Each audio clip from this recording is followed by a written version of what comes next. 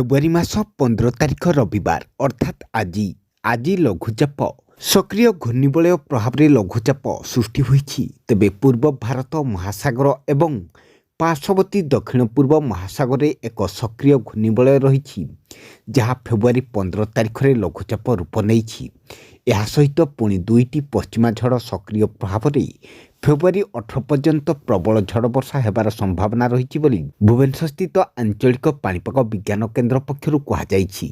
तेबे आसंतु नजर पकईबा आसंता 24 घंटा मध्य राज्य में पागर स्थिति किपरि रहिबो आउ लघुचापर गतिपथ कौन रहिबो आउ पश्चिमा झड़र प्रभाव द्वारा वर्षा बिजुली सहित घड़घड़ी केउं सबु जिलागुड़िक हेबार संभावना रही से सबूर संपूर्ण खबरटी जानापी भिडियो शेष पर्यंत निश्चित भाव देखूँ।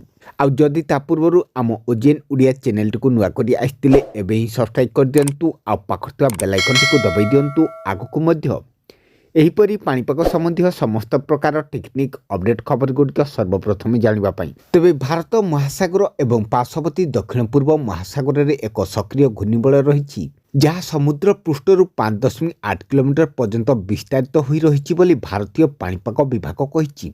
यार प्रभाव श्रीलंकार दक्षिण भाग में वर्षा हेब। तेबे यार प्रभाव ओडिशा उपरे नाही बोली कही भारतीय पाणीपाग विभाग।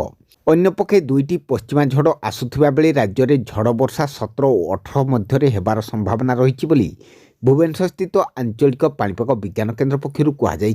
तेबे आज मध्य प्रबल थंडा सकाळ संध्या समय हेबाकु थिबा जिलागुड़िक मध्यरु फुलबाणी में सर्वनिम्न 10 डिग्री तापमात्रा रहिबाकु थिबा बेले झारसुगुड़ा 13 डिग्री, सुंदरगढ़ में 13 डिग्री, राउरकेला 11 डिग्री, केन्दुझर में 13 डिग्री, नवरंगपुर में 12 डिग्री, कोरापुट में 12 degree, Malkangiri 14 degree, Bhawanipatna 14 degree, Balangir 14 degree सर्वनिम्न तापमात्रा रहिबो।